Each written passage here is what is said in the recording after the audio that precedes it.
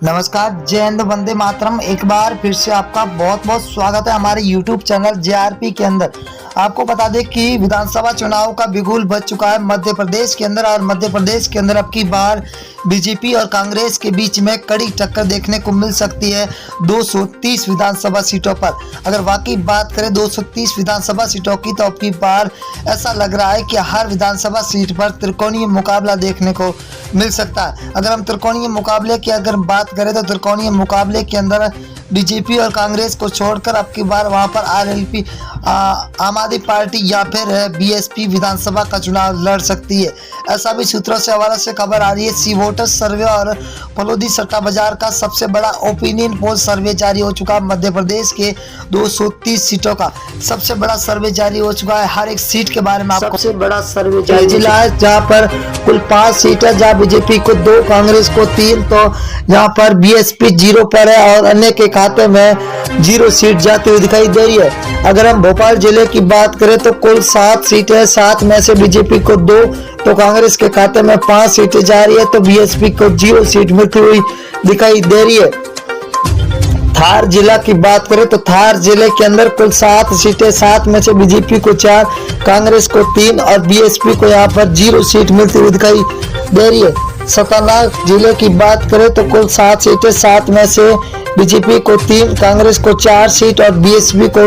0 seat मिलती हुई दिखाई दे रही है। अगर हम सीधी जिला की बात करें तो कुल 4 सीट है, 4 में से बीजेपी को 1 सीट मिल रही है, वही कांग्रेस के खाते में 3 सीटें जा रही है, तो बीएसपी को यहाँ पर 0 सीट मिलती हुई दिखाई दे रही है। अगला जिला है सिवनी जिला, जहाँ पर कुल 4 सीटें, बीजेपी को 2, कांग्रेस के खाते में 2, तो यहाँ पर बीएसपी को 0 सीट मिलती हुई दिखाई दे रही है। अगले जिले की बात करें तो बड़वानी जिला है, जहाँ पर कुल 4 सीटें, 4 में से बीजेपी के खाते में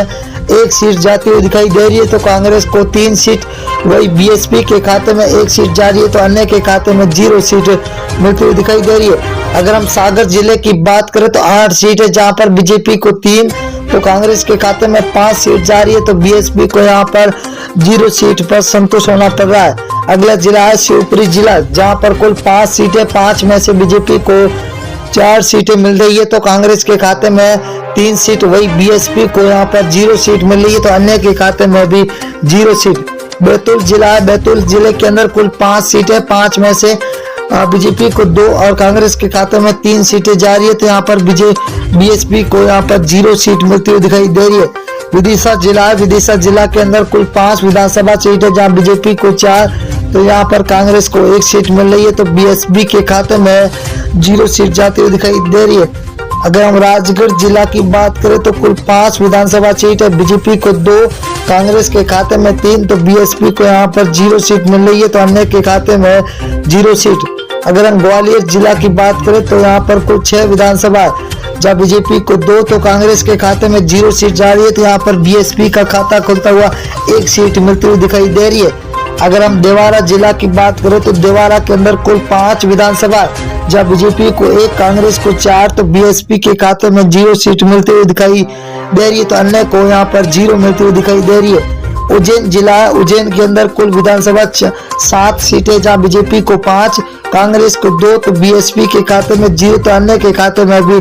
0 सीट जाती हुई दिखाई दे रही है। अगर हम जबलपुर जिले की बात करें तो 8 विधानसभा सीट है, जहाँ बीजेपी को 3, कांग्रेस को 5, तो बीएसपी के खाते में 0 सीट मिल रही है, तो अन्य को भी यहाँ पर 0 सीट मिल रही है। अगर हम कटनी जिला की बात करें तो कटनी जिले के अंदर 4 विधानसभा, यहाँ पर बीजेपी और कांग्रेस को 2-2 सीटें मिलती हुई दिखाई दे रही है, तो बीएसपी और अन्य के खाते में 0 सीट मिलती हुई दिखाई दे रही है। इंदौर जिला की बात करें तो इंदौर जिले के अंदर कुल 9 विधानसभा, जहाँ बीजेपी को 3, कांग्रेस को 6, तो बीएसपी के खाते में 0 सीट जाती हुई दिखाई दे रही है। अगले जिले की ओर रुख करें तो छिंदवाड़ा जिला है, जहाँ पर कुल विधानसभा 7 सीटें है, जहाँ बीजेपी को 1, कांग्रेस के खाते में 6, तो बीएसपी को 0 सीट मिल रही है, तो अन्य के खाते में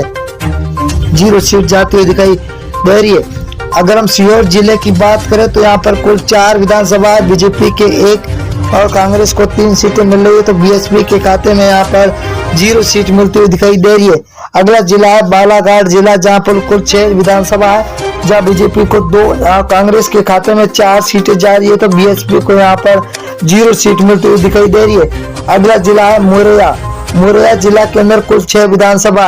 6 में से बीजेपी के खाते में 2 जा रही है, तो वही कांग्रेस के खाते में 4 सीटें जा रही है, तो बीएसपी को तगड़ा झटका लगता हुआ दिखाई दे रहा है। अगर हम बात करें अगले जिले की और दोस्तों, तो बहुत ही बड़ा जिला आ चुका है, सततपुर है। सततपुर के अंदर 6 विधानसभा है, बीजेपी को 2, कांग्रेस को 4, तो बीएसपी को 0 सीट। रायसेन जिला है जहां पर कुल 4 विधानसभा है, बीजेपी को 1, कांग्रेस को 3, तो बीएसपी यहां पर 1 पर है। तो